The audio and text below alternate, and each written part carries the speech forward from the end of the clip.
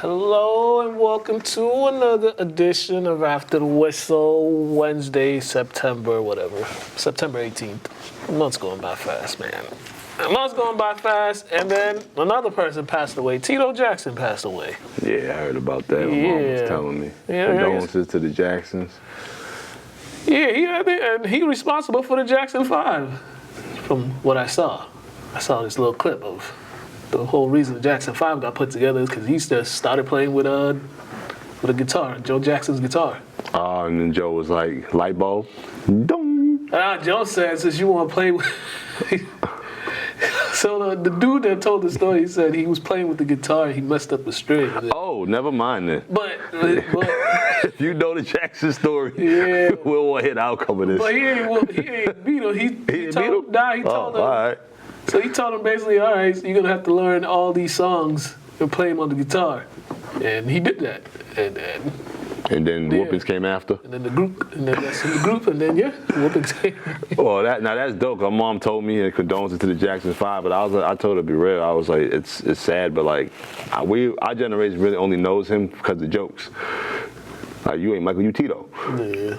That's what everybody calls, you know what I mean? They don't say Jermaine, they don't say nothing else, they say Latoya, they don't say none of that, Riri, none of that. They just say Tito. So condolences to the Jackson 5's family, man. The Jackson family as a whole, but the Jackson 5 is definitely dope. He had kids that made music, right? Probably. I think he had the kids that were singers. Oh, okay. Yeah, I think. Yeah, there's like... Him and Jermaine. Him and Jermaine. Yeah, they got like, what's up, like, Mike's gone, he's gone. Parents still alive, right? My man, I can't. I don't even like as people we grew up with their parents still alive, because I don't know who's dropping dead, bro. Yeah, I think Joe Jackson's still I think the parents are still alive. I mean, I think most of the siblings are still alive for the most part. Yeah. Shoot. Patriots, they had a chance to be alive and 2-0, but man, some interesting coaching decisions this game. I'm just like, it's overtime. Go for it on 4th and short. When you punt it in overtime, it just lets me know you're not playing to win because it's overtime. You got to score. You got to score. I think he might have had a brain fart. He might have had an overwhelmed moment. You know, him being an ex-player and him being in a different seat, he might have had a moment. Because he was a defensive player too, right? Yeah. So he probably wanted to put some weird trust in their defense, even though you got to go for the gold. You got to go for it. But honestly, this is probably the most refreshing year for me, being a Pats fan, since Brady left. Just because, like, this is the first time I feel like they're going to get, like, a clean slate. They're not going to get as critiqued as they have in the past since it's under a new regime. Mm-hmm. So it's like, I feel like Patriot Nation, we want to win, but I feel like they're just seeing what he's going to put out. What production is going to happen this year, so we can gauge that on what he should be next year. Man, when you look at this game, if you watched it, you just go trying to figure out how the heck did they lose, because it was perfectly set up for them to win that game late in the 4th. They had a big run by Gibson that got them in good field position for a chance to like get a touchdown, and then I don't know what was up with the play call, but they started going backwards, and then the field goal gets blocked. So you had a chance to make it a 6-point game. Field goal gets blocked, and these guys, they go down to tie the game up. It was like one of those games, like, how in the world did we lose? But yeah. I mean, Barrett didn't play the best. He didn't have the best game. So for us to lose like that, compared to last year and the year before that, so I feel like we're making steps in the right direction, though. Yeah, baby steps, but we're gonna get some adult strides in a little bit, though. Yeah, they need one thing they need to do. They need to start getting these receivers something. Those dudes need to get it going, because their tight end can't be your leading receiver, and then the second. You got two guys with 2 catches, and one of them is a running back. Those are your second. And especially when the guys on the ground did their job. You know what I mean? You ran the ball 36 times, 185. Like, you getting 5 yards of carry. Like, the wide receivers got to do something. Yeah, they got to get open. The quarterback got to just let that ball go. Like, at some point, the receivers the passing game has to produce, because you can't. You just can't. You're not going to win many games like that, being way too conservative the way they are. But the thing is, they still keeping them. I mean, the defense did enough. I think the defense did enough for them to win the game. But, the offense just got to be just a little bit more aggressive. Not too aggressive. They just got to be somewhat aggressive in certain spots, which I feel like they weren't in this game. But Yeah, man. Brissett, he gotta let that go. He gotta let that ball go. I mean, this is true, but I'd rather have us complain about certain things they need to do more of compared to just having players that can't play, that can't produce. So that's why I said like this is more refreshing than the past 2 years. Yeah, I agree with that, but man, Seattle, good job on them going on the road. DK Metcalf, hard to guard. Two receivers over 100 yards. Geno Smith, he's like a redemption project for all QBs. He's like the blueprint for guys that went from starting to being the bench player to being the backup and then getting another opportunity. So I think he got a new deal too. So. To be honest, everybody should get a second chance to see what they can do. Because some guys never get a second chance, and they just get buried in the bench. And it's like, come on, that's not fair. Yeah. Life ain't fair, but people deserve a second showing, especially when you're in the highest league in the world. Yeah. So they're all skilled. Agreed. Shoot. The Falcons, I was killing Kirk Cousins this game because I'm just not a Kirk Cousins fan. But Kirk Cousins letting them down the field. This game was very interesting the last couple of minutes. You got Saquon Barkley dropping up wide open pass that he would have walked into the end zone. I don't know what was up with. I don't know what Philly was doing on defense. It was kind of like they was just letting the Falcons receivers just run free, and then missed opportunities in the red zone too for both teams because both teams had opportunities in the red zone early, but they couldn't score. But that's football for y'all. You give a team time, man. This is gonna happen. And the Falcons, they kudos to them after last week's game because last week they ain't even score a touchdown last week. And the other team ain't even score a touchdown. Well, good bounce back performance for the Falcons. Why did they get Saquon Barkley? To relieve the pressure from Hurts, right? Yeah. But it feels like they're still trying to convince the world that Hurts is a elite quarterback. You don't need Hurts to be elite. That's why you got Barkley. So put the ball in Barkley's hand and make it easier for Hurts, because that was the issue with y'all the past 2 years with Hurts. Yeah. And you got I don't know. The man should have got the ball at least 30 times. So I don't understand why he only got the ball 22 for 95. The man should average 100 yards a game. Yeah. Let's be serious. It was crazy, too, because on that play he dropped the pass. They were just like, you might as well have run the ball on 3rd and 3 with him in that situation instead of trying to pass it getting too cute. Granted, he should have caught it, but still, just run the ball up the middle. That man gets paid for handoffs. Granted, he'll catch once in a blue moon, but he gets paid to get the ball handed off to him. So, I think it was one of those situations of overthinking by the coaching staff. Way overthinking. Just, do what worked for you last week, because it worked. It was working this game, too, so at some point. So, I don't know why they went away from it, but... I don't want to be the historian all the time, but we know in our years of growing up, the players that had the most stars were the running backs. Couple good quarterbacks, couple wide receivers, but almost every team had a stellar running back almost. Yeah. So just make the game easy for yourself. Don't worry about the agendas. Who cares what the front office is saying? You're there to win games. You made that trade to win games. Yeah. Win them. Yeah. Better off with the handoff. Yeah. But Atlanta, this is what they got Kirk Cousins for, to win games, to produce like this. Now I don't know how much he can do as the season goes on, because that brother look like he can't. That brother can't move at all in the pocket. Granted, he couldn't already move, but he could move a little bit. But man, coming back from the Achilles, and he looks like a guy coming back from an Achilles injury. I mean, it just happened not too long ago. Yeah, I think January. Yeah, some people need more time to heal. You can't just you can't put everybody on the same timeline, because everybody's body's different. And he's on turf again, right? Yeah. Oh yeah, you gotta be careful with that turf too. But also he's in his 30s. Yeah, that too. But also too, they'll do fine just as long as they protect him. Run the ball more. Like I said, he threw the ball 29 times, they ran the ball 28 times. Great balance. So if they can stay with that, they might have a chance. Yeah. But if they start overloading I mean, giving him more on his workload is going to be a problem. And the thing is, they got talent too. They got talent all over the place, skill-wise, with the skill players, running back, receivers, tight end. They got the guys. They got the guys to make the life easier. It's all up to whatever game plan they're doing, because the team in that fourth quarter, they look like a functioning football team. The team last week, they look like a confused football team. So, but once again, it's Atlanta. Atlanta is one of those franchises. They're gonna look good one week, then you don't know what they'll look like each week in, week out. So, good win for them. You don't want to fall 0-2. I guess we're in phase 2. See, I told y'all last week, like, it was phase 1 of the Dallas Cowboys season, and then this is part of it. But man, the Saints, these first 2 weeks, I don't know what they on, but that offense is clicking. Derek Carr looking like an MVP candidate these first 2 weeks. It's good to have Alvin Kamara back in their offense, but man, I don't know what Dallas couldn't really do nothing against them. They couldn't stop them. They couldn't move the ball. And the Saints are known for offense, but their defense played really well. Yeah, I mean, Dak wasn't helping with 2 intos. Regardless of how the intos happen, they're on you.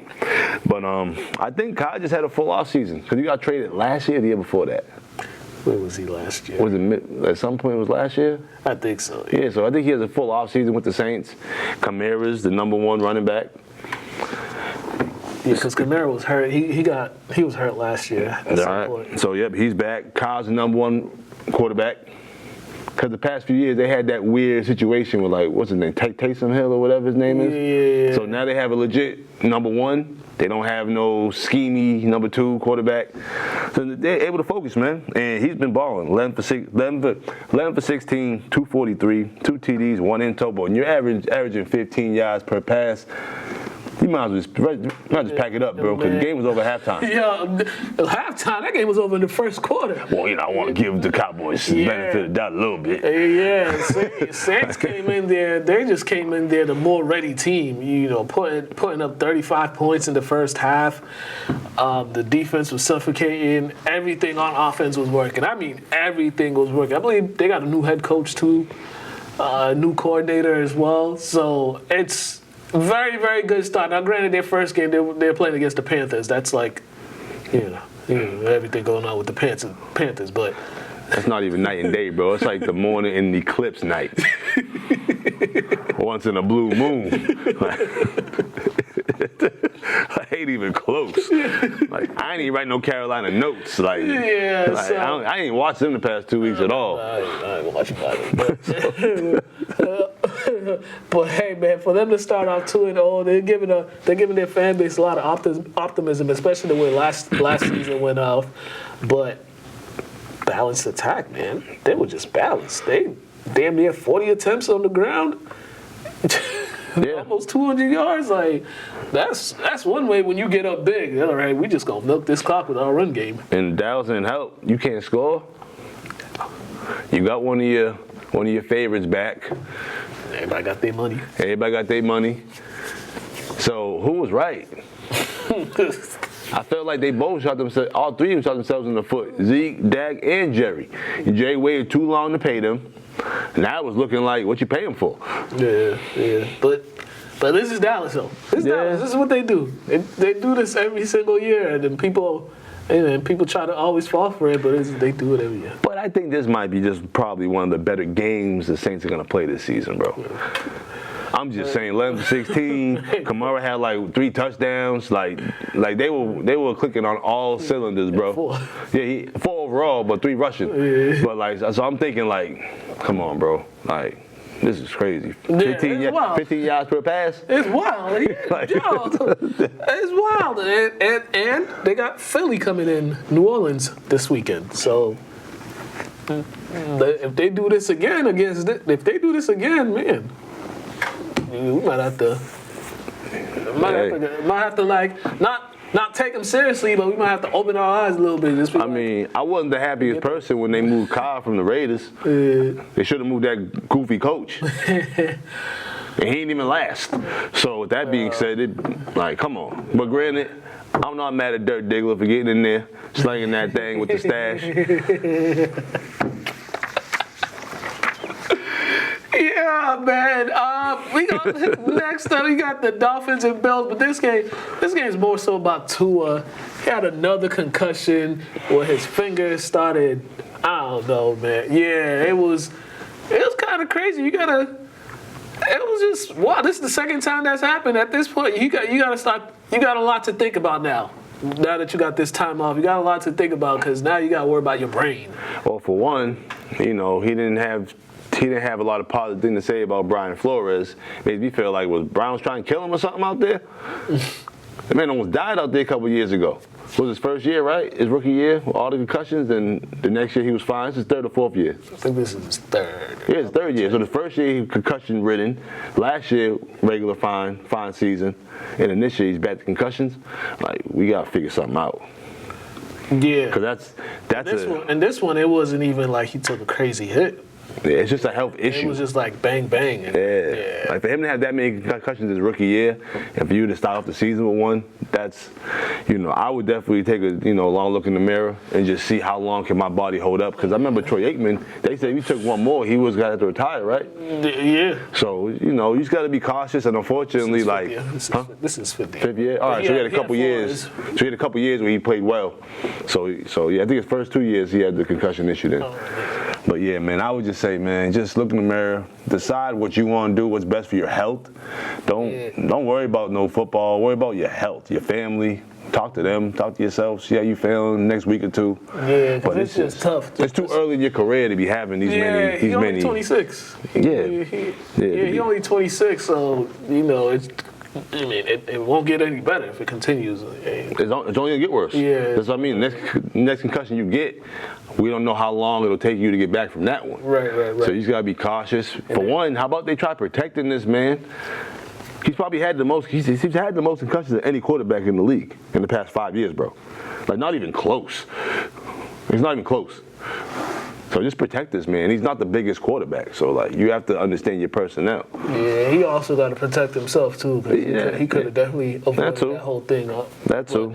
But yeah, it was just like when your fingers start doing all that. That's just a scary sight. And then a lot of these players, it's what they worry about the future is their brain and like their memory and all that stuff. So. That's another consideration you got, because they don't already have too many. They already had a few cases of ex-players committing suicide because of the brain trauma or the brain injury and all that stuff. But unfortunately, this is the sport that our country loves so much, and they try to soften it up. But you got players complaining about it being too soft. The fans complaining about it being too soft. So unfortunately, you can only protect guys so much before it takes away from the integrity of the game completely. Because all of a sudden you're going to turn this into flag tackle. You got an option, grab the flag, or if you close enough, tackle them. You get what I'm saying? So at some point you're going to have to deal with some of these egregious injuries and incidents that happen, because the sport's not going to change that much. Yeah. Because if it changes that much, the support's going to dwindle. Yeah, so he's on IR, so he'll be out for a while. They brought in Tyler Huntley for his replacement. So, yeah, best of luck to him, man. But yeah, hopefully he gets better and we'll see whatever decision he makes. We move on. The Bengals and the Chiefs, they played a good one. People were complaining about that late flag that was called on the Bengals. But as I told somebody, they're going to call that 99 out of 99 times, because granted he had good position, but he just got there and hit the receiver before the ball got to him. So he was just a little too quick, and they're going to call that. And also, it's 4th and 16. That shouldn't even happen on 4th and 16. Like, you had you stopped them before you get a flag, and then that. So you could say. You could try to blame the rest, but it's kind of like that pass shouldn't even been anywhere near completion anyways. It shouldn't even got to that point. It should have been an incomplete game over when you come out of there with the victory. But I mean, they're defending champs. They're gonna get certain calls. We've heard of superstar calls. we heard we got Super Bowl winning calls. So if you win a Super Bowl, you're gonna get some looks. You know what I mean? But I just felt like the Bengals could never pull away. They was up a little bit. Now look again, they up 1, down 3, up. You know what I mean? Down 2, up 1. It's just like they could never just pull away. And you know, the Chiefs are conditioned for this. They know what it takes to win. They've won multiple Super Bowls. They have their core pieces still in place. So I'm not surprised by the outcome. Since he can't be, they can only be so mad because you had 3 turnovers and you went 2 for 4 in the red zone. You score one more time, or you have 1 less turnover. You win. And and one of the turnovers was the one that gave Kansas City the lead. I think Barrett fumbled it. And they went to replay, and replay showed they fumbled it because I like what the refs are doing now. If the player fumbles it, they're not calling it dead. They let it play, and then because they're just gonna go to replay and check it. And so they did that, and just hold on to the ball, Burrow. Also too, need more balance. Need more balance. They might feel like the run wasn't getting going, but you have to you got to stay with it. You got to stay with it. The loss of Joe Mixon really is going to be crucial for them because he was their little dual threat running back. Think about it. Moss had 12 carries for 34 yards. They only ran the ball 22 times. You could have tried to get 25, 30 in there to try to see if you could break out one. Joe Burrow, he need to get rid of that Eminem 2000 hairstyle, man. That's why they losing. Yeah, that's crazy. Like he ain't even smooth Joe right now. Yeah, he ain't Joe Cool or nothing. That's Raggedy Joe Dirt. That ain't Joe Cool, man. The biddies don't like that. No. I don't know what that is. That's right. He need to get rid of that. He need to get rid of that because come on, bro. He like MJK out there. I got all type of nicknames. MJK went from a rapper to a rocker. I mean, heavy metal. I mean, look at Joe. He went from Baton Rouge to slapping dudes.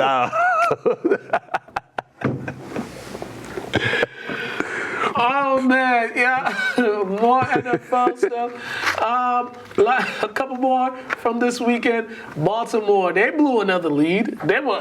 These dudes are just known for blowing leads in the fourth quarter. This has been going on since last year. They were up 10, 23-13. I wasn't even paying attention. I put my head down. Next thing I know, it was tied, and then I see the Raiders kicking a game-winning field goal. I mean, I don't even know what happened. You know I'm not too mad. Shout out to my silver and black. Woo, woo. But what the Ravens get Henry for? Oh shoot! What they get Henry for? Same issue I got with how they treating Barkley. Why is that man running the ball 18 times? Yeah, I don't know why. He should have had 30. Should have had 30 ball. Easy. 18 for 84 yards and 1 TD. He should have had the ball 30 times. You don't have to prove Lamar's a stellar quarterback. He's a 2-time MVP. Your job is to make it to the Super Bowl and win one. So use that workhorse you got back there, or work mule, whatever you want to call that massive being you call a running back. Just get that man the ball.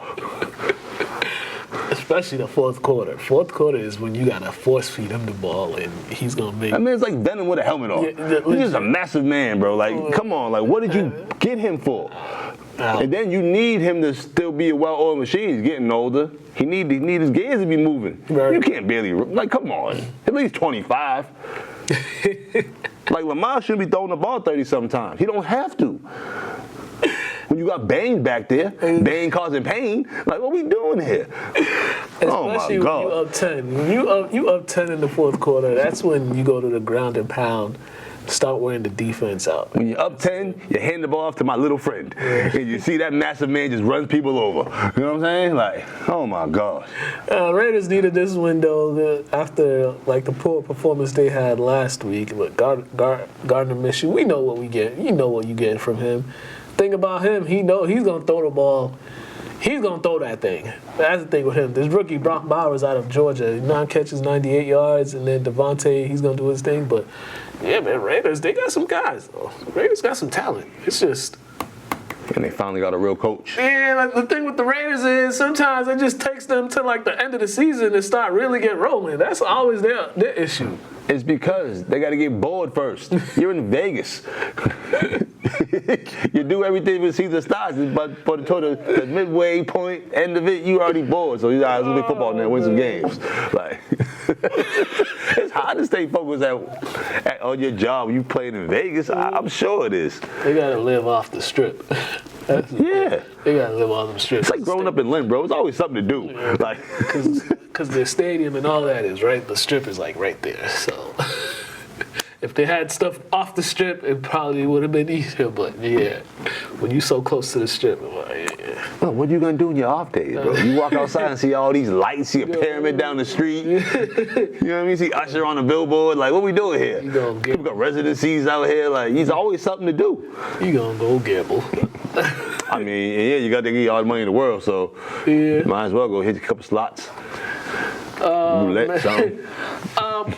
Last NFL thing. This one is kind of sad. Bryce Young is being benched because the Panthers are just a terribly run organization. So he's pretty much getting the blame for what's going on there. But as some people put it, he has been failed miserably by the organization, starting with the owner who just has no patience.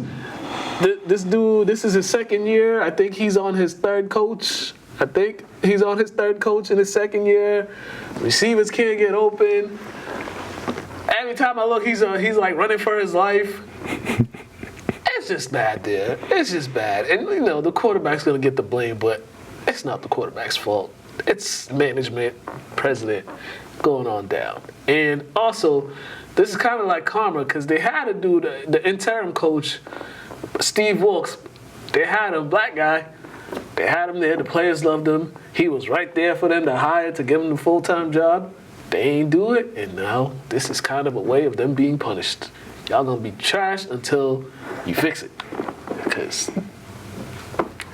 ain't things been going right since they didn't give that man the job. I mean, we don't really speak that highly of Carolina. Panthers, you know, got my peoples out there.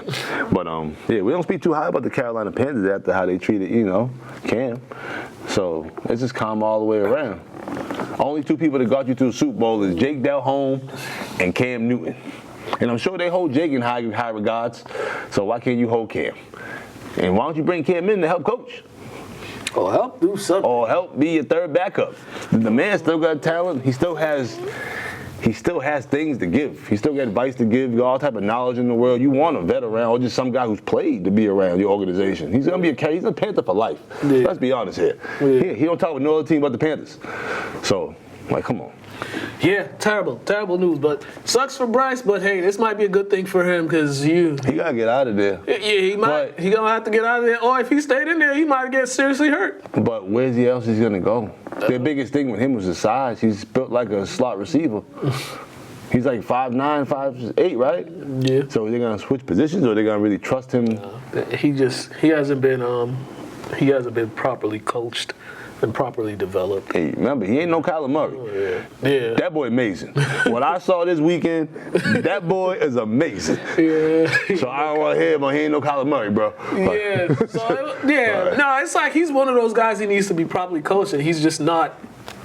There's no foundation. I'm thinking more skill set wise though. He don't really. It's there. It's just it's there. It's just it's not like it's not like Kyler, but it's there. It's there. Kyler size this table, throwing it from end zone to end zone. Yeah. I just feel bad for him because it's kind of like, bruh. I'm like, where's my help? I need help. He don't got receivers. He don't got backs. He don't got nothing. I need help. And yeah, so. Like, as an owner or somebody in the front offices, when you know you're destroying the organization, how do you just walk in there feeling comfortable? How do you even address people? Because I'd feel like a piece of crap if I'm walking through there ruining stuff. But we're genuine people. Yeah. Some people are, so they probably feel like I'm still getting paid, whatever. But it's like, you know, people despise you in that building. Get things right. Yeah, and that owner's probably going to be like, if things don't go right this season, he's probably going to fire everybody again and then just bring in new people. So when they going to do the 5-year plan, that owners don't change things in the organization, they get the boot, or they get put on probation for a year to get things done right. Right. Yeah, because this is like, This is like year 4 with that guy. That's like a principal getting hired once every 5 years. I mean, say getting switched every 5 years, like or every year for 5 years straight. Like, where's the structure? It's never gonna be any. Or having a president, new president every 5 years. Where's the structure? Yeah. So that's just common sense, though. Yeah. So we'll see what happens with him. Good luck to the next quarterback. Good luck, Andy Dalton. Oh. Good luck. Does he actually want to play this year? Hey, he ain't got no choice. I mean, I wouldn't want. I mean, I know you. We're not gonna get that Dalton from Dallas because he with Carolina. I know he don't want to play. Yeah, good. All right, we gotta go. All right, so we supposed to go to athletes corner, but we gotta call an audible because we gotta get Joey in here. I did tell him 4:30, so we gotta get Joey Barrett in here. We gonna get him on Zoom. So just give us a second. Holler at Pedro back there to get Joey on, and then we'll get him going for this +1 segment. Yeah, we'll be right back.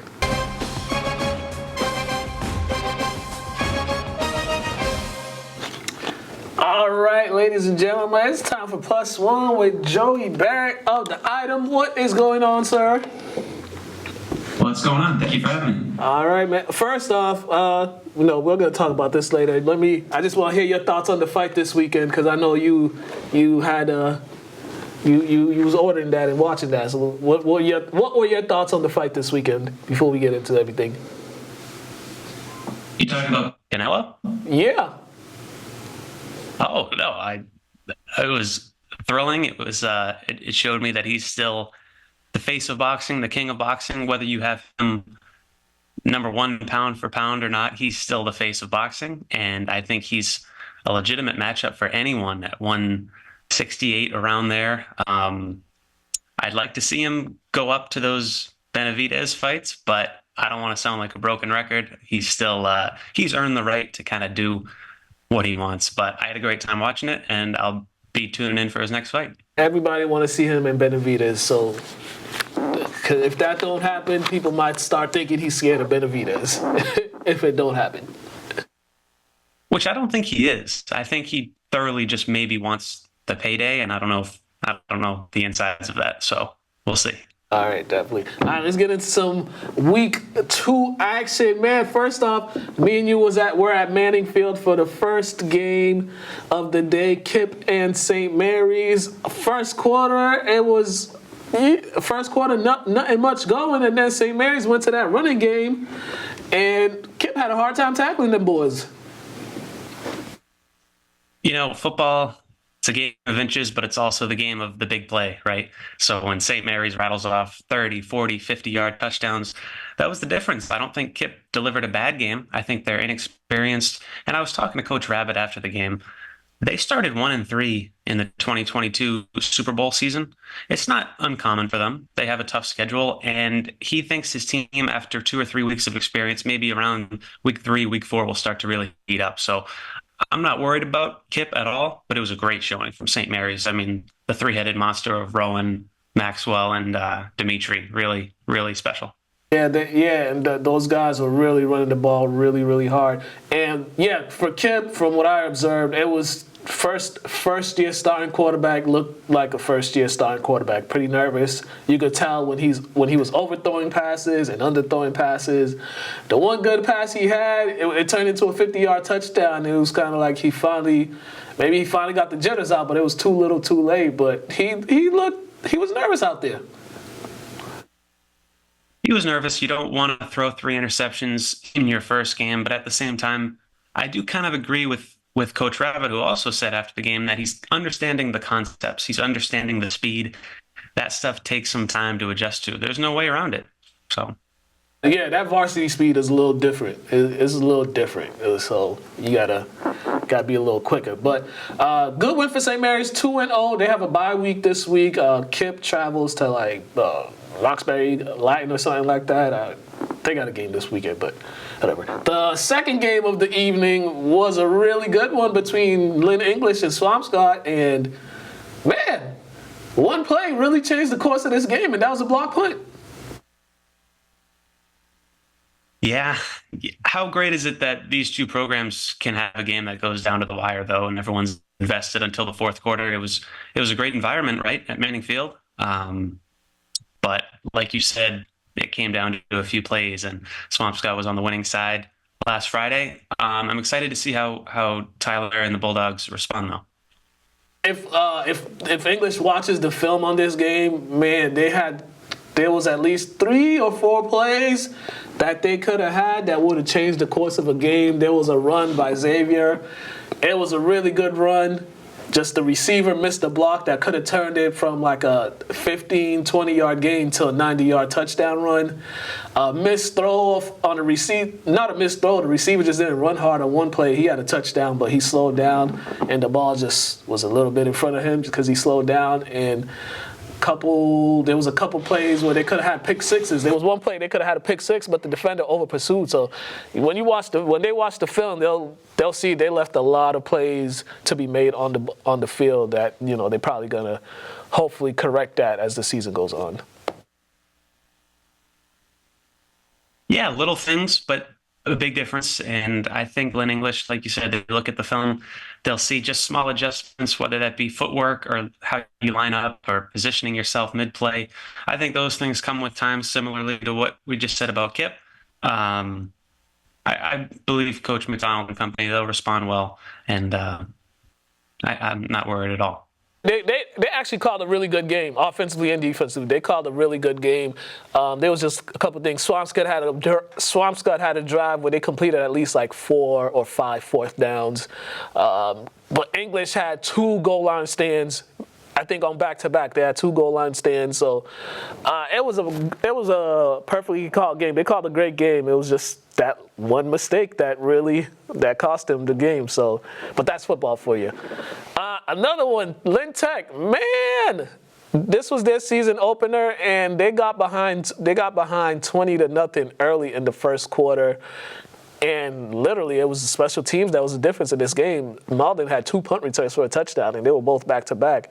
Tech made that late rally, but man, you just can't dig yourself into that big of a hole and playing catch up the whole game. You got to be perfect, and they weren't perfect late in the game. No, they weren't perfect. There was a drop late and a couple other things late. And it started off, it was kind of a strange game. I mean, there was an ejection early. It's on the road. You had the bye week 1. So there were a lot of things going on. But I think Lynn Tech found its rhythm, right? Wouldn't you say like maybe second, third quarter as the game went on? And Coach Runner was saying that he thought that people in the bleachers maybe thought that Lynn Tech football was back that night because they're a couple division lower than the opponent. I want to see how Tech responds because young quarterback, Jadiel, he'll do just fine. And Lynn Tech, I have them winning this weekend. I don't know about you, but I think they'll rattle off some wins. Maybe it was a good lesson for their first game on the road. Yeah, definitely, because when they look at it, their defense only gave up 13 points. Granted, they got the second touchdown their defense gave up came on a questionable pass interference call right before the half, but in that second half, their defense shut them out. Defense played really well. Offense just had some missed opportunities where they had a chance to try and get a touchdown to tie the game and take the lead, but you had a 4th and short and had a wide open player, just didn't catch the ball. There were so many things going on that play, but yeah, Tech gotta think they let one get away from them because everything was there for them to steal the win, but it just didn't work out for them. But overall they played from the second quarter on. They played a lot better, but that first quarter start was really what dug them in. Yeah, I couldn't agree more, and that's just how important starting a football game is. And they'll learn. When you have a freshman quarterback, a young team, they'll learn. We talked last week about all the guys they lost. So I didn't expect that win on the road against a team a few divisions higher. That would have been a really, really impressive win. So the fact that they were in it and it maybe came down to a drop ball, not bad. And then lastly, man, it's a tough start for Lynn Classical. 0-2, got shot out. Offense wasn't doing much this game. Man, it's a tough start for a young Lynn Classical team. But they got Medford this week, so try another home game. But man, that game against New Bedford, they just couldn't get nothing going. So when I think about the start Lynn Classical has had, I think of two things. The first is the obvious. They're forced to adjust their type of offense, right? Because you don't have Vaughn, you don't have Naskey, you don't have Fessler. Number two is the opponents they've faced thus far. They are not easy opponents at all. North Attleboro just beat Linfield by 2 or 3 touchdowns on Friday. And it's a big, strong, physical team like we've talked about. So Classical did not expect them to win that game, not worried about that loss at all. New Bedford, you would like to see the offense get some points. But on the other end, defensively, Classical, I think it was 2 stops on 4th down in the red zone, something like that. And Tyron Hound ran the ball hard. And the 0-2 start with a tough look when you just look at the final scores. But I think on the inside, there are some things to take away. And the opponents have been really tough.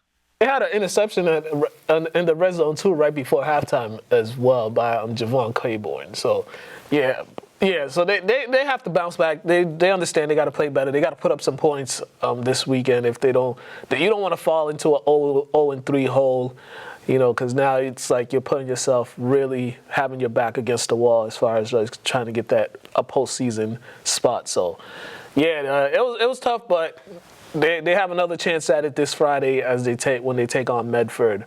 You got the articles. You got your predictions out already, or are they coming out tomorrow?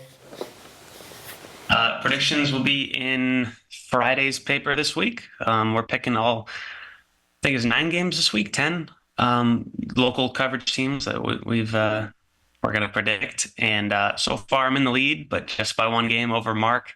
And for those who know Anne-Marie Tobin, in the Peabody and Linfield native, she's struggling, but she'll be okay. And other than that, just check the itemlive.com for daily stories, roundups of all the games, and check us out on social media too.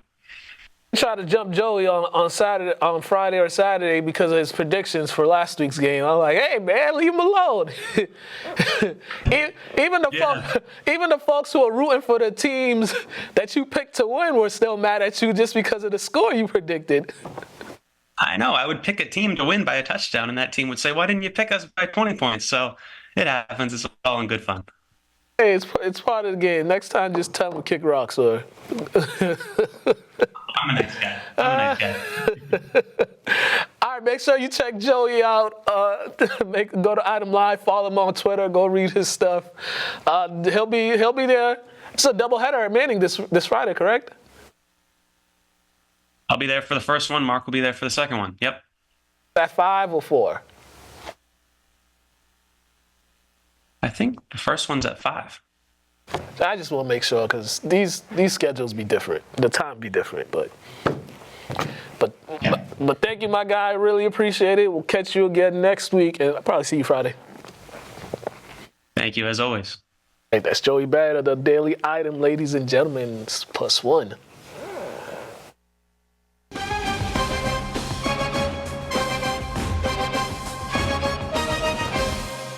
All right, we are back. Thank you, Joey, for that. Let's get you all some updates. College football.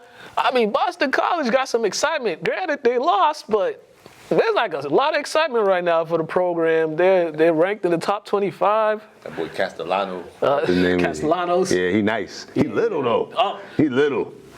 If you ever see him in real life, yeah. Who taller, him or Kyler? They might be the same height. I mean, he kind of plays like him. He's little, but like, he's exciting though. Oh yeah. He's exciting. Very exciting. Yeah. But Florida State's ass, bro. Like, I'm happy that we beat him. Uncle Mop, yeah. The whole Florida and Florida State. Woo. Hey. Florida fired their coach.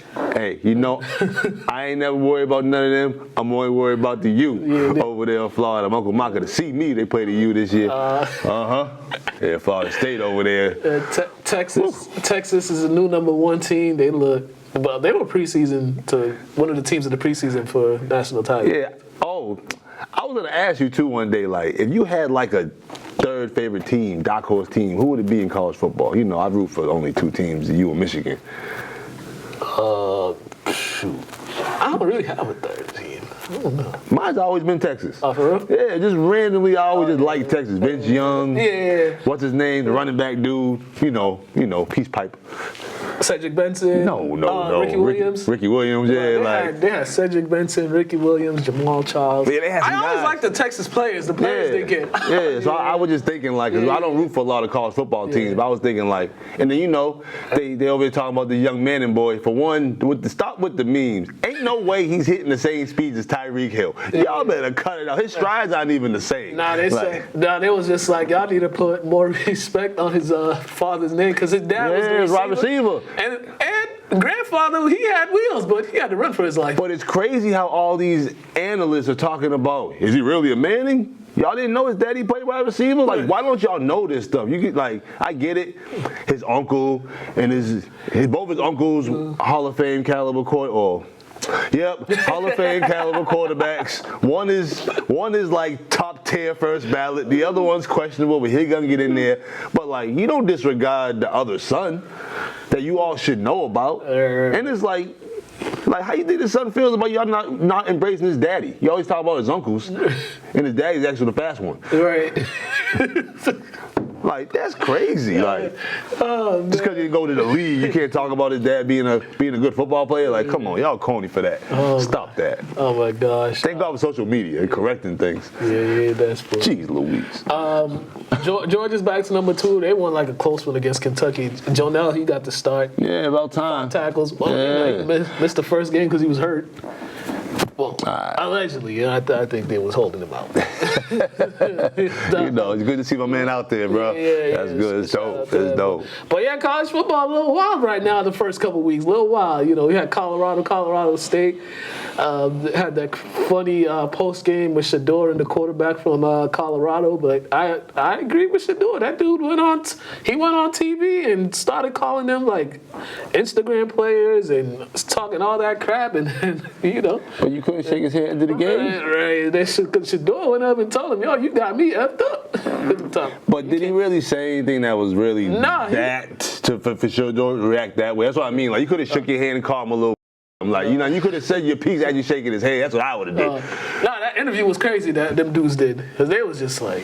I seen it. I seen it. But, like, once it's again... media training. I get that. But see, but remember, they're supposed to think they're good. That's why they made the Colorado State. So, you know, like, they are good. They're just not Colorado. But Shador got relaxed a little bit. Like, now I'm just saying a little bit. Like, that boy had no chill. He has no chill. I see that. He has no chill. But as a leader of your team, you need some. Especially when you're the face of your team. You're the quarterback. So you need a little bit, unfortunately. Like, you just need a little bit. And he ain't got none. He gonna get some, though. He gonna get some. He ain't got none.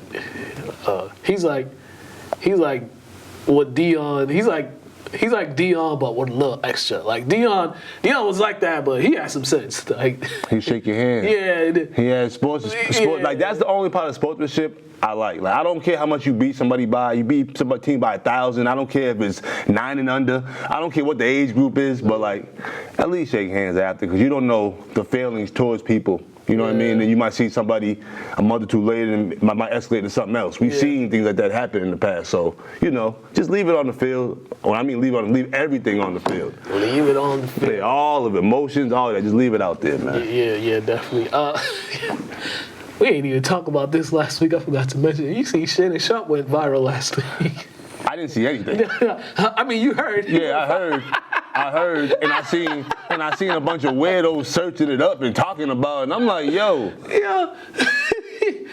Hey man, it's just the funniest thing is just like there's absolutely no way you could accidentally go on Instagram Live. I don't know. Yeah, you can't accidentally go on Instagram I think I've been on Instagram Live one time. Yeah. And it might have been to see how to use it. Yeah, you can't accidentally go on it. But you could actually go on somebody else's, because I'm sick of hitting the story thing, and I'm looking at somebody's random face, the book is hanging out, and I'm like, yo, why don't you just give us "Are you sure?" option? Right. To be like, oh no, I didn't mean to press that, but like I'm looking at somebody's face, looking at me, I don't even know you, dude. Like, I hate that. Like, just give us the option to double check if we meant to press that. Because I be exiting out. And then you got people looking at us like, oh, you're the only one in my. No, I ain't. Whoop, left I'm it. out of here. Like, I'm out of here. you know. And then a couple times I got stuck with a relative, like, oh, what up, cuz? What up, man? Like, yeah, like, I got to talk to you while I'm on your story, but I didn't mean to even look at it. Yeah. Oh, no, look at your live. Your story cool, but I didn't mean to be on your live. I accidentally went on my cousin's live once, and then I just went up. I had a whole conversation with cuz. I ain't gonna tell you what cuz though, but like, I had a whole conversation with him. Like, damn. All right, we got boxing. We got boxing update. I mean, not really an update, but Canelo, he beat Edgar, which was to no surprise because Canelo, the more experienced fighter, Edgar, he not ready for that type of time. My man, that's when the fight was over. Yeah. The fight was over when he said, oh, he got me. Bro, the game was over. It was over. Fight was over. Yeah, usually once a knockout happens, that usually you could either recover from it or this thing's a wrap. Bro, it was over. Granted, it was a wrap. I respect him for, just trying to, muck it up a little bit. Yeah. Even Canelo appreciated that but, nah, bro. No, Canelo was just too skilled for him. He's just too skilled, too experienced. I'll be honest, I don't see him beating the past 3-4 fighters Canelo fought. Yeah. I just don't think he's there yet. Like, he got just some levels you gotta get to. Like, he's only had 22 fights. That's what I mean. I don't think he's messing with the Chalos. I don't think he's just not messing with. So you need experience. Yeah, Boston, you definitely need a lot of experience because sometimes when you go in with the Wolves, and he hits you squared in your face, and you gotta be able to eat that. Yeah, from what I've heard, he hits hard. Pedro, what were your thoughts on this fight? I mean, you kind of knew this. You kind of predicted this was gonna happen. Yeah, exactly what I foresaw. Too much skills from Canelo and also Berlanga. He fought his back foot all night. He gave up his height. He came big as hell. He was like 183 in that of the fight. So yeah, he just. Again, we all knew the outcome. Yeah. He just needed. I think he. Granted, Canelo probably handpicked him, but he wasn't ready for prime time like that. I don't agree with that Canelo should cherry pick. I don't like that. I mean, I understand the status, but come on, man, you got to fight. Especially when that's the product that gets put out there this past weekend. Yeah. Like, it's nothing towards Canelo, but if that's who you're gonna fight, they're gonna say you scared of Benavidez and all these people because it's like that's who you're picking to fight. Right. Like, come on, man. Right, it's time for you to go upstairs. Were any of the undercards good, Pedro? Actually, yeah. Danny Garcia came back. Danny Garcia from Philadelphia came back, fought Erislandy Lara, Cuban guy, 41 years old. Actually, knocked him out. Okay. In the 9th round. He's 41. And he's actually had his last 4 fights, 4 stoppages. So it's pretty good. That's where I caught that. I caught it when the fight got stopped. When I turned it on. All right, gotcha. And next week. I'm sorry. This Saturday, this huge event. Here it is, right here. Joshua versus Daniel Dubois in England. Okay. There's supposed to be 96,000 people in attendance. Is that dude Haitian or French? Dubois. I think it's probably French. Okay. All right. Heavyweight championship. I mean, we know he ain't. He's probably from it. Probably from Africa or Haiti. He speaks French. Dubois. His family ain't from France. We know that. Saturday. By the way, Shakur Stevenson was supposed to fight on this undercard. Yeah, he had hand surgery. That's right. Yeah, that's like the same handout that he was like talking about like all this year, the fights he had. Correct. Okay. Yeah. All right. I mean, better get it now than later before you do even more damage to your moneymaker. All right, that's our boxing update. We're gonna go to post-game interviews. We got highlights, top 10 plays, all that good stuff. Check these out. We're going to come back and wrap this thing up.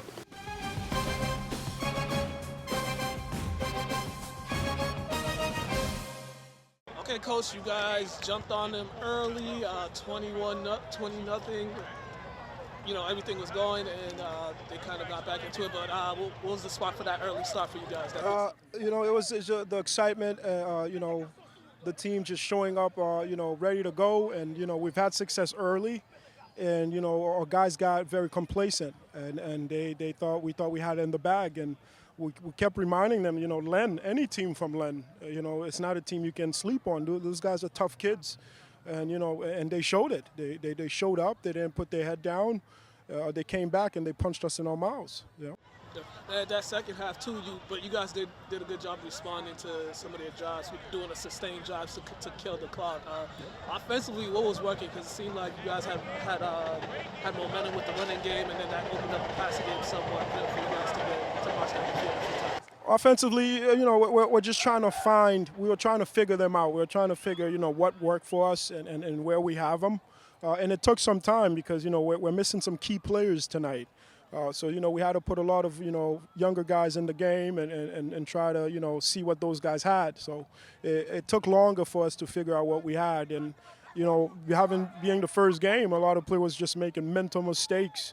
You know, stuff that we had prior to the snap. We would have a player go upside, or, you know, we'll have a player drop a ball after making a nice play. You know, no excuses. We got to clean some stuff up. I want to know for you guys is how good it is to start the season off with a win despite everything that went on in the game. How good does it feel to start winning? It starts great. It feels great. You know, we took over 3 years ago, and we struggled. This program struggled a lot. This program, you know, with what we took over and what we were trying to establish. You know, we've had some, you know, tough season. To start this year with a win, you know, and have everyone that played tonight healthy, it's a good sign.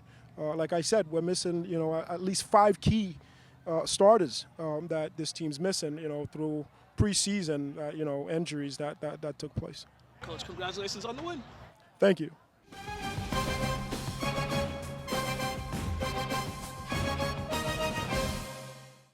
Coach. All right, 27 points.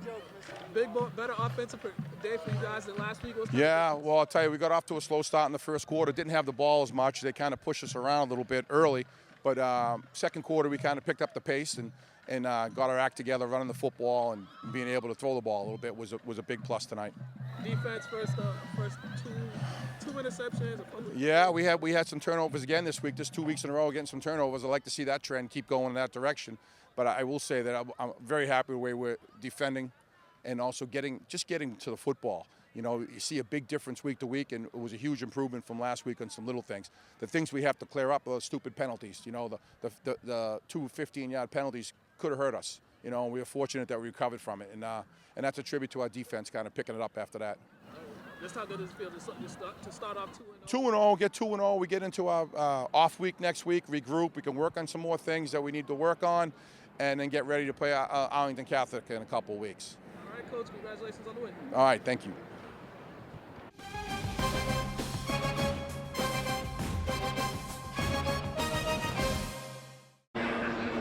Coach, this game literally came down to a special teams play that put you guys in a position to take that lead. Just talk about that block right there. Yeah, we had him pinned. You know, we had a return set up, but, you know, Brian Giarla, heck of a play. You know, kid senior has worked his tail off to put himself in position to have success. So I couldn't be prouder of him, and you know, obviously it was one of the plays of the game. Yeah, it was like a stalemate in that second half. Each team throwing punches just to get it. You guys created a couple turnovers, and you guys were playing the field position game throughout that second half. Pinned them deep a couple times, put yourself in good position. How do you like the way your offense was able to move the ball, and, you know, even though you didn't score, but you guys were able to pin them back, so, you know, they have a long way to go.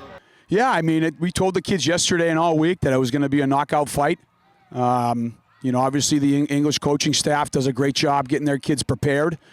And, you know, offensively, obviously, you know, we'll look at the tape, but I think we missed a couple opportunities there, you know, down the stretch to kind of to give ourselves a little bit of a cushion. But our kids didn't flinch, you know, and it just shows with the seniors' leadership. You know, they're an elite group, and they've put the time in and they deserve it. So, yeah, credit to the seniors. Yeah, how do you just like the bounce back that you guys had? Played a physical game last week, and another physical game this week. It was tough watching the film after last week's game against St. Mary's. We felt like, again, we were there, and we just missed a couple plays here and there. So these guys came, and they got up Saturday morning at 9 o'clock, and they lifted weights, and they practiced hard all week. And, this is the result of the hard work that they put in during the week. So couldn't be prouder for the kids and the staff, coaching staff. Congratulations on the win, Coach. All right, thank you.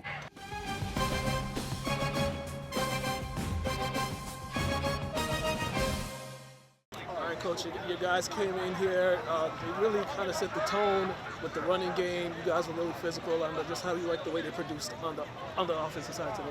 I thought today we were real balanced. I thought we ran the ball well. O-line did a great job. I thought we did a good job of picking up third downs when we needed to in the passing game. We got a couple of explosive plays when we needed it. So, offensively, I'm extremely happy with the totality of the offense and how we performed today. Your defense, those guys, they moved the ball, they made a couple of points, but your defense, they came up big there at the end with some sacks, and they had a big interception too. I thought our defense was flying around because the turnover should have been for 6.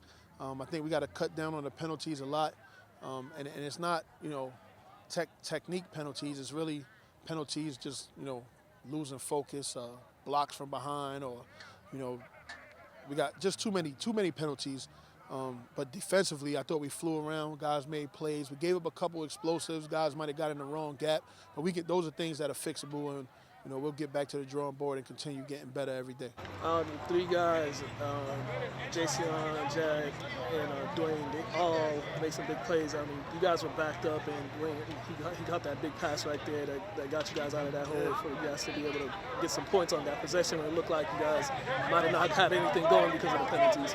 Yeah, I mean, we got a lot of guys hurt right now, and so we asked for those guys to pick it up a little bit more, do a little bit more in the game, and I thought they answered the bell. I thought they came out here, they were ready to play. Dwayne did a lot of great things down the field, made some great plays for us. I thought that Sion Cox, he did a great job running behind that offensive line. And then I thought on defense, Jack Casey did a great job, running to the football, getting big hits, being very physical. And, like I said, I'm happy with the way the game went today.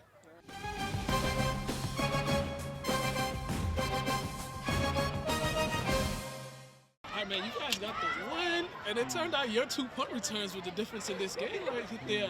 Can you just walk me through both of those? The first one, I fumbled a little bit, but, I got it back.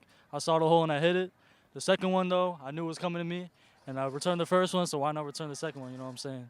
Yeah, do you feel like that gave you guys a little boost right there? Oh, yeah, for sure, definitely. 20 points in the first quarter. Offense marched down the field on your first possession.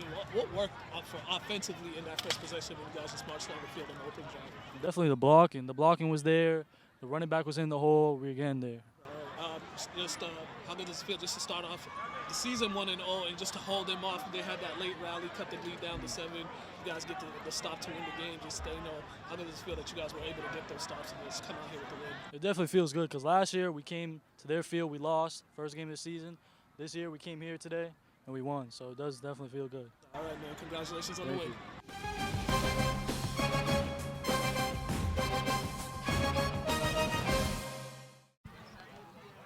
All right, fellas, a slow start in that first quarter, but then you guys picked it up. What kind of got it going for you guys?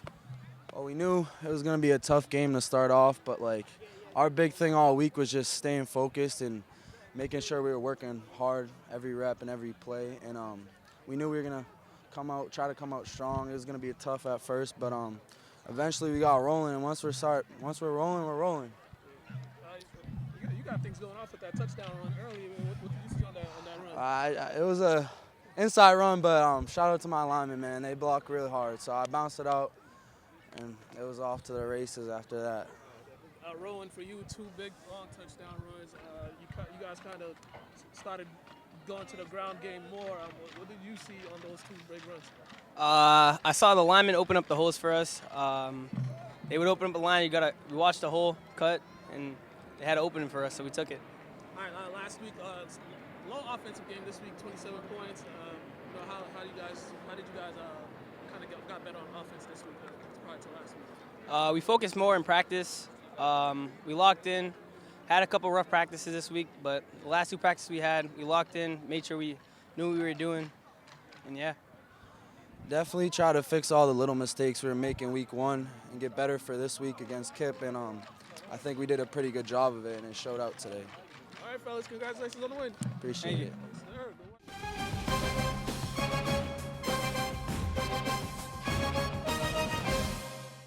All right, fellas, man, this one literally came down to a couple possession here. You guys got deep a couple times and they stopped you on the goal line, but you guys were able to get that block punt and you guys finally got it in. What's kind of the difference in that last touchdown in the goal line between the other 2 when you guys were stopped? I think we really needed it. We really wanted it. We knew that that would be the game. We got that in. We'd seal the deal. We should have got in over there. They had good goal line D, and yeah. Talk to me about the interception. You got 2 of them things. Walk me through both of those interceptions, especially the key one that pretty much sealed the game right here. The first one, number 7 ran a stock and go, so he fake blocked and then ran a go. He had me a little bit beat, but I had to realize what he was actually doing and catch back up to him to make the interception. And then on the second one, I basically just stayed deep in on top of his route. Knew the QB was just gonna look at him once and huck that thing up. So. And talk about your defense. You guys held them scoreless in the second half. What did you guys do to limit them offensively? Going into that locker room, starting up the half, our team was more than ready to get back out there and lay the hammer. So shout out Coach Bush. Shout out Coach Bush for getting us fired up. Yeah, you had 2 touchdown passes in this game. You found some guys in a couple 4th downs. There was one possession you guys. I think you guys converted on like 3 or 4 4th downs on your. I think it was either your first or second touchdown. I mean, what was kind of working for you guys in that one? I would just stand confident. I knew that the opportunity was going to come. Guys would be open. Stuck with it. Stuck with it the whole time. And how's good does it feel just for you guys to bounce back after last week's game when you guys thought you had that game? It feels great. It was such a bad feeling losing at home last week to start off the season. It feels good to beat this And we just rival. played a great team. English is a great team, so we knew they were a great team coming into the game as well. So we knew what we had to do, and we just prepared better than them. All right, fellas, congratulations on the win. Thank you. Thank you.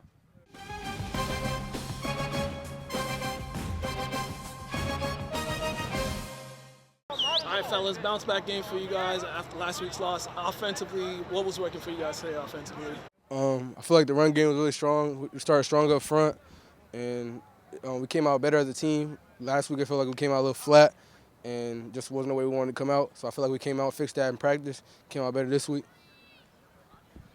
I feel like the run game set the tone, and then other DBs and linebackers started coming up, and that's when we started going over the top. Yeah, definitely. For you, you had 4 touchdowns on the ground. You had a couple big plays, the 70-yard screen pass, the 48-yard rush. What was working for you? It seemed like once you got that first touchdown, everything just started clicking for you, and you just kept going. Really, like I said, we started strong up front, so I got to give credit to all the big guys up front. They led the way for me, and just doing what I do best, getting in space and making a play, and just depending on all my guys and the people around me to make a play. Jack, for you guys were backed up over here. It was like you guys were at the 17. It was like second and long or something like that. You hit Dwayne on that pass early, and then you guys went right down the field. What's kind of going on in that possession that had you guys backed up that you guys were able to overcome that and still be able to move the ball and get the score? A lot of miscommunication, but Coach calmed us down, and he got us in the right place. So that's all I got to say. Yeah, talk about Dwayne, too. He made some big catches in this one, too, that got you guys some good momentum. He got back from last week. He dropped one pass, so in practice we would just feed it him, get him right, get his mental right, and then always trust him, so I put the ball up there for him, he goes to get it. To piggyback off that, I feel like Dwayne's a very great player. He's one of our leaders on the team, and whenever we need to play, we can count on him to make the play. So whenever he's making a play, whenever he's not there, it's definitely a presence that's missing. So he can always make a play any time. All right, fellas, congratulations on the win. Thank you, I appreciate that.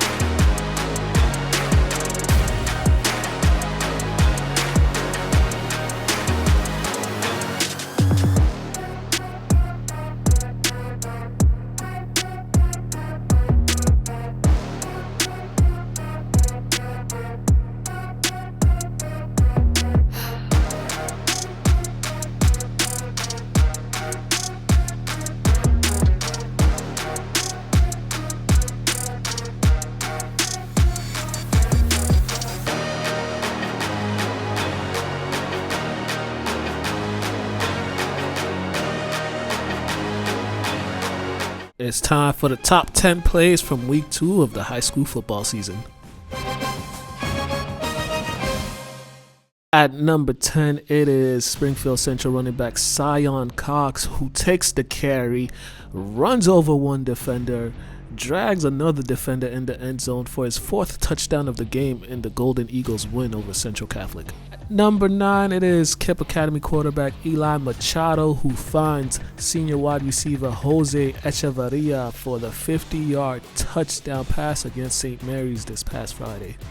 At number 8, it is St. Mary's running back Dimitri Koustaflakis, who got things started on Friday with a 46-yard touchdown run to get the Spartans on the board first against KIPP Academy.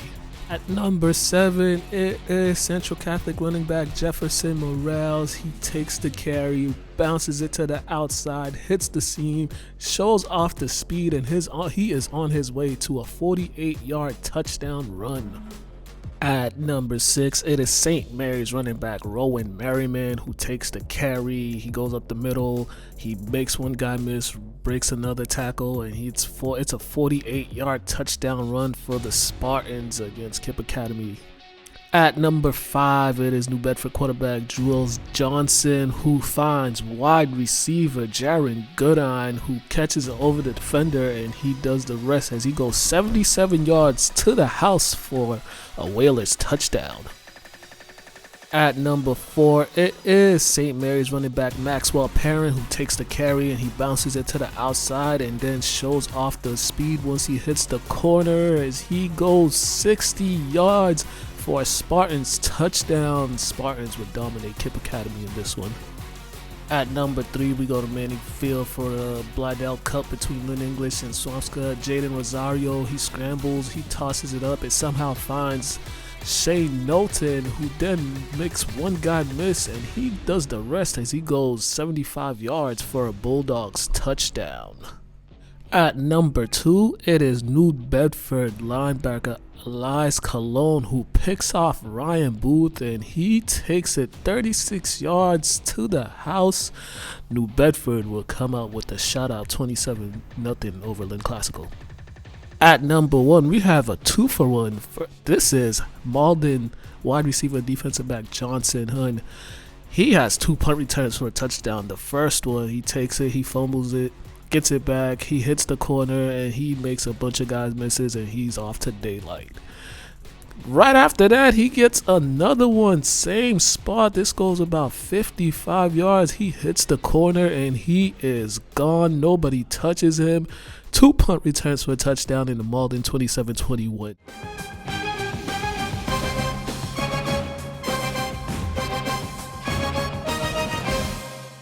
All right, and we are back.